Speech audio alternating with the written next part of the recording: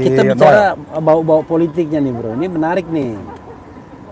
Ini agak liar sedikit lah, biar bro ini kan kadang-kadang terlalu disiplin orangnya kan, agak liar-liaran sedikit. Liarnya begini, orang menganggap bahwa pada era sekarang ini, for now ya, for this time ya, kejaksaan itu lebih dikuasai oleh Prabowo. Maka ditorpedo lah orang-orang yang dekat sama Jokowi, Riza Khalid dan lain sebagainya, walaupun tidak sampai ujung-ujung juga dalam kasus Pertamina, kasus Timah dan lain sebagainya. Tapi Tom Lemong kena juga di sana ya, kira-kira begitu. Ya.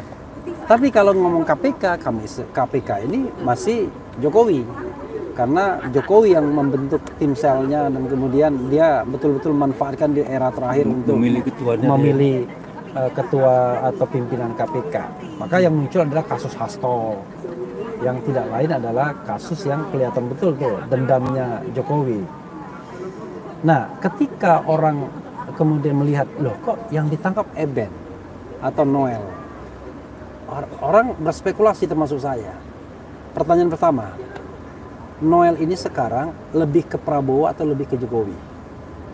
Karena walaupun dia ketua Joman, tapi sekarang dia sudah declare ketua Prabowo Mania, Proman mungkin ya, atau Praman. Sekarang dia jadi preman. Nah, kemudian orang melihat ke sana, apalagi dia ikut Gerindra. Ya. Apakah nggak mungkin ya sebenarnya kenanya Noel ini karena ya tadi dalam tanda kutip ya, karena geng Solo juga. Selesaikan orang ini udah berkhianat. Udah balik kanan. Iya, udah balik kanan dia. Balik kanan itu balik yang benar sebenarnya kan. Ya. Selesai kan. Kebetulan ada pula korupsinya, karena kan yang korupsi lainnya tuh diterpantau aja ini. Nah, ini dia. Kalau dia tidak lagi setia, mainkan. Tapi kalau dia masih setia, tutup dulu. Ada kesan begitu. Gimana kalau ada spekulasi begini, bro? Tapi biasanya kalau orang nanya itu tahu jawabannya itu biasanya. Saya justru ingin konfirmasi. Dan jawabnya ada dua. Host kok jawab sendiri. Host mewawancarai diri sendiri. Sendiri jawab sendiri. Jadi justru itu jadi ini ya, itulah kelebihan yang namanya DPR. Jadi talkshow DPR itu kelebihannya adalah di bawah pohon rindang tuh. Iya, di bawah pohon rindang.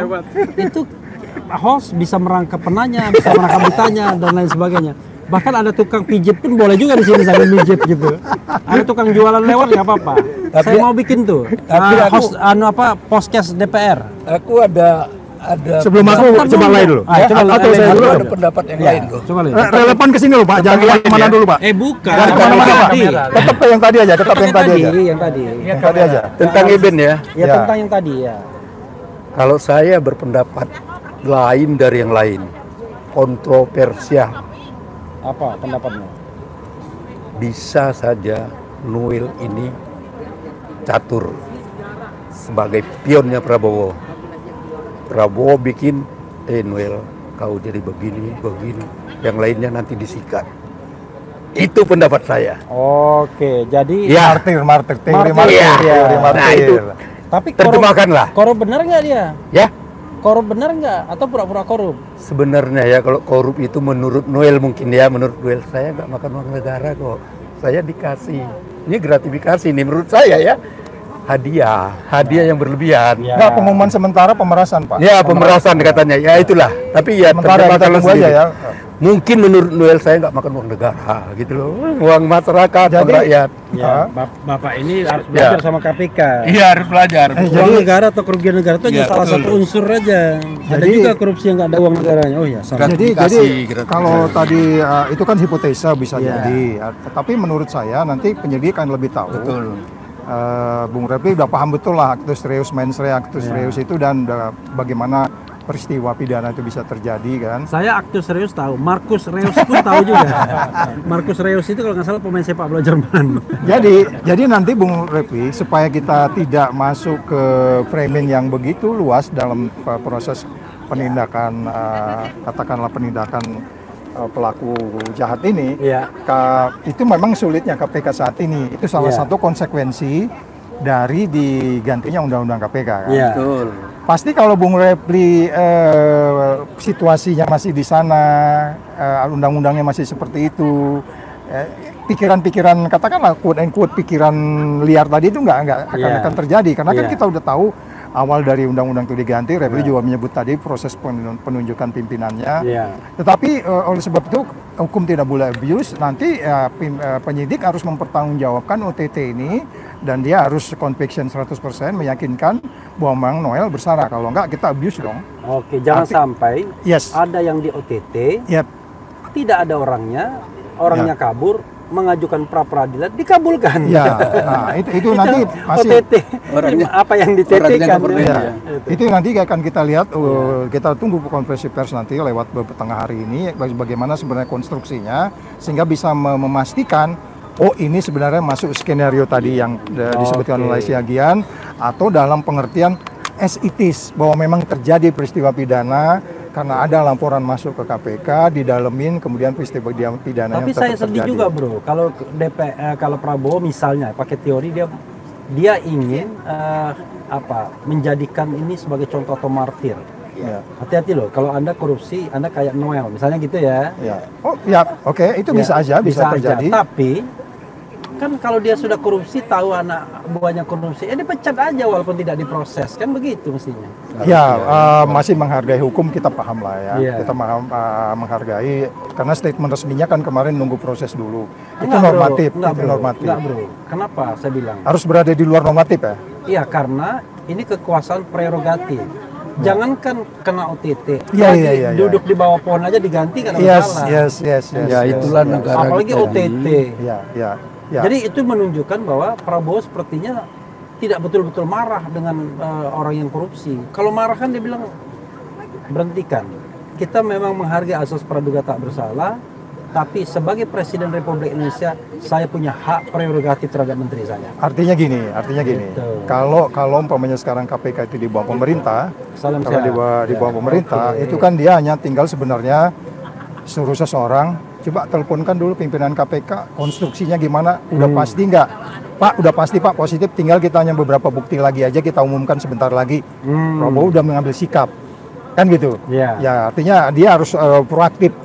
Kan maksudnya pro kan Iya. di situ proaktif Iya. daripada sekedar menunggu Iya. expose, dia akan mendapat nilai tambah. Nilai nggak? tambah. Ya, Dan oke. dia menunjukkan concern atau Yes. perhatian yang Saya besar. setuju dengan itu. Iya. Itu tinggal telepon kok.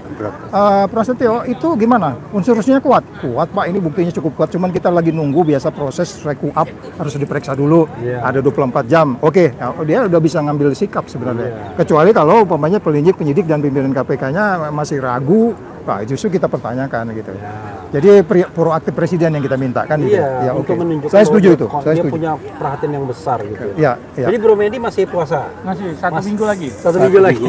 Setelah akhir Agustus, baru berkicau gitu. Baru berkicau. Oke, mudah-mudahan ya. Tapi bro sendiri gantian sekarang. Saya hostnya. Boleh. Kalau menurut bro, kan ini kelihatan ya bahwa peristiwa pidana ini akan terjadi. Saya keyakinan saya tetap di angka 37 tadi. Artinya dari angka 37 itu kan itu semua dinilai kan. Iya. Perilaku polisi, perilaku tentara, 37 IPK. IPK itu kan Oke. itu unsur perilaku hakim, perilaku pegawai negeri, pengusaha, semua lah kita ya. Jadi artinya Noel ini yang disebut orang itu lagi apes itu. Jadi artinya kalau bahasanya hukum ya bukti-buktinya. Mungkin orang lain permisif sehingga nggak laporkan, nggak ada whistleblower di daerah itu. Karena ini bisa jadi whistleblower di kementerian juga kan, Iya. yang ngirim ke KPK. Karena KPK itu kan sekarang tinggal telepon 198 pencet 3 nomor aja nyampe itu laporan. Nah, bagi orang-orang yang mau melapor. Jadi orang-orang yang nggak Apa ngelapor, Bang. 198? 198. Nah, pencet aja 198. Oke. Itu langsung halo ya mau ini berapa Pak? Selanjutnya tinggal dia beri Oke. kasih petunjuk. Terekam itu ya? Ya, Terekam ya? sesimpel itu sebenarnya kalau orang mau ngelapor. Tapi dengan bahasa 37 tadi itu berarti 70%, 37. Jadi 70% itu berarti kan jelek ya. Iya. Jadi seharusnya OTT ini sebenarnya setiap hari kita harus melakukan OTT sebenarnya. Iya. Nah, jadi ini pertanyaan bro, Iya. apa gitu? Kira-kira bagaimana estimasi, perkiraan atau solusi yang harus dia lakukan? Pertama saya senang ada OTT lagi karena pernah ada aspirasi untuk tidak ada OTT. Iya kan? Iya. Iya ada. Oh yang aku komen, Ada emang tokoh. lu siapa ya Ada lu bilang gitu tokoh ya? ya? Iya. Pokoknya nggak perlu. Saudara lain itu dari Ada Bali. toko yang nggak minta nado OTT ya. Jangan ada lagi OTT. Nah, saya senang ada Ya, OTT. saudara kita lah. Karena OTT ini ya kan gini, kita harus kembali kepada peran KPK. Betul. Jadi para KPK itu bukan pedagang kalau menurut saya. Ya. Wah, mengembalikan kerugian negara sekian itu kan dagang. Justru kalau kita harus kembalikan KPK itu sebagai trigger mechanism. Dia harus memberikan efek jera terhadap perilaku korupsi yang dilakukan oleh pejabat publik. Yap. Jadi bukan soal pengembalian uang negaranya, tapi memberikan efek jera sehingga orang lain tidak mau melakukan itu karena ada kepastian hukum di sana. Kalau Anda korupsi, ada KPK yang kuat, yang bisa nyadap, yang bisa dapat laporan cepat, reaksi cepat dan bisa nangkap Anda. Selesai. Tamat karir Anda kan begitu. Kita kembali ke KPK tahun-tahun sebelumnya yang nggak pernah kalah. Sebelum Undang-Undang 19. Sebelum 2019, ya kan? Yang tidak pernah kalah. Nah, sehingga yang terjadi adalah orang berpikir, waduh masih ada lembaga super body. Harusnya peran itu yang harus ditingkatkan kembali pada KPK. Seandainya Prabowo yang dengan perubahan undang-undang ini menjadi atasannya ASN di KPK itu, dia memang punya concern yang besar untuk memberantas korupsi. Jadi dia berdayakan KPK, lindungi KPK sehingga KPK tidak memiliki keraguan untuk menangkap siapapun. Kalau sekarang, barangkali bayangan saya sebelum OTT nunggu sinyal istana dulu. Jangan-jangan. Jangan-jangan. Noel ini bisa nggak di OTT? Bagaimana kalau misalnya ini misal ini bagaimana kalau misalnya yang di OTT Teddy misalnya? Bagaimana kalau yang di OTT Sugiono misalnya? Atau Hadi Prasetyo ya? Walaupun pesan presiden jelas loh ya. Gua nggak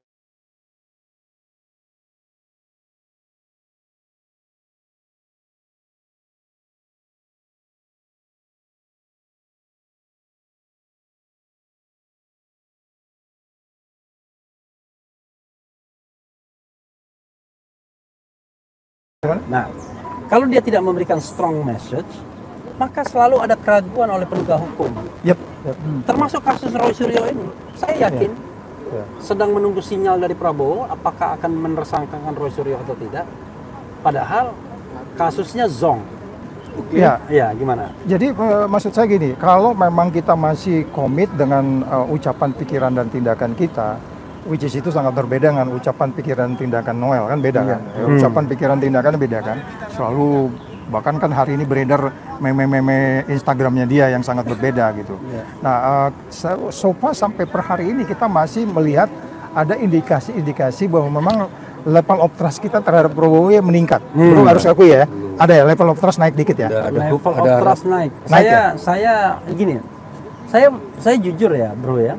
Saya berusaha objektif untuk menilai ya. Jadi nggak ada misalnya saya punya pretensi facet apapun di rekrut pemerintahan saya bilang nggak mau 2020 sampai 2029. Saya berusaha mengatakan hal yang baik. Hal yang baik itu misalnya menghapuskan tantiem yang menurut saya sudah tidak masuk akal. Saya dukung pernyataan bahwa masa orang sebulan sekali rapat bekerja dapat 40 miliar setahun gitu. Artinya Reply menjelaskan level of trust dengan bukti lah maksudnya. Bukan buta-butaan atau dalam rangka carmuk segala macam, nothing to do with that gitu. Kedua, dengan Tom Lembong bagus sih abolisi. Walaupun untuk Tom Lembong ini ada side-nya. Oh ternyata ada ini lain. Ada side dishes. Sebenarnya ada main purpose-nya bukan membebaskan Tom Lembong. Main purpose-nya membebaskan. Itu analisis loh ya. Jangan disalahkan kita analisis itu. Bukan analisis, tapi informasi yang saya dapatkan bahwa sesungguhnya yang mau dibebaskan satu dulu itu aja. Karena atas permintaan bosnya. Dan secara post factum kita bisa menilainya itu benar karena ternyata dijadikan lagi pejabat. Jadi kembali lagi ke pertanyaan Bung Reply, ada level of trust yang kita sopa per hari ini tanggal berapa nih? Tanggal 22 Agustus 2025. Nggak tahu besok ya. Tapi kita catat per hari ada level of trust. Nah, itu menurut saya yang kita harapkan dia stay di situ untuk kemudian persoalan-persoalan yang menyangkut integrity, yang menyangkut hukum, ya meningkat. Dan itu OTT Noel ini, let's say walaupun ada macam-macam, Ya. ada juga tuh menaikkan trust, ya, gitu kan? ya. Gitu. Jadi sekali lagi kita masih mengapresiasi adanya planning dari awal, ucapannya konsisten, dan ini yang agak sulit di dalam Ya, karena pemberantasan begini, korupsi. bro. Saya notice kira-kira ada 6-7 menteri lah yang terindikasi Yang harusnya ya, diselesaikan. terindikasi melakukan tindak pidana korupsi, entah itu suap, menerima gratifikasi dan lain sebagainya. Minyak. Ya. Kasusnya apa misalnya? Saya sebut kasus BTS misalnya, ya kan? Nah, itu kasus apa lagi yang kemarin saya dengar? Minyak goreng. Jadi ya minyak goreng misalnya, soal tambang misalnya. Iya. Nah itu orang-orang itu berada di lingkar kekuasaan. Betul. Dan bahkan soal haji juga, ya, Betul. soal dana haji gitu. Nah orang-orang itu masih berada di lingkar kekuasaan. Betul. Dan menurut saya Prabowo pada waktu itu tidak bisa menghindar karena ini titipan dari geng Solo sepertinya, karena dia dibantu pemenangannya. Iya. Dan beberapa orang kemudian stay di sana. Padahal kita lihat masalahnya luar biasa kan, tudingan korupsinya. Ada ketua umum partai, ada mundur, ada 11 sprindik, misalnya kan mundur Iya, dia. ya. Ada menteri yang, oh Anda terima duit, kembalikan 27 miliar, ya kan. Oh. Ada wakil menteri yang Anda terima gratifikasi, dijadikan tersangka, menang pra peradilan. Orang itu balik-balik lagi, direkrut lagi ke dalam pemerintahan. Kan orang jadi bertanya-tanya. Jadi kalau gitu pertanyaannya adalah kita sedang melihat gaya kepemimpinan Prabowo sekarang ini. Artinya gini, segala sesuatu penindakan hukum dia biarin, ya. dia tidak larang. Iya. Jadi teori laissez-faire itu ya. Iya, Dia iya. membiarkan gitu Iya. aja. Ya silakan aja. Kalau lu jalan-jalan, tapi dia tidak menyuruh dan tidak melarang, bro. Iya. Sementara hipotesa kita kayak gitu Iya. ya. Ya sementara hipotesanya gitu. Jadi Iya. artinya Jadi dia tinggal tidak kita menunggu menteri-menteri yang lain Iya. tadi itu, Iya. yang penindakannya apa kalau polisi, kalau Iya. tentara, oleh jaksa, oleh KPK. Iya, dia tidak proaktif. Yes. Tapi Jadi- sebenarnya kalau dia mau proaktif, maka Bisa juga lebih cepat dia ya. ganti itu menteri-menteri Oh. itu. Mungkin solusi hukum dulu dia lakukan. Oke. Ya, jadi teori laissez-faire membiarkan, Membiarkan. tapi kemudian hukum by hukum, politik by politik gitu, kira-kira gitu. Ya, cuman Dia kan masalah- baca buku juga dulu.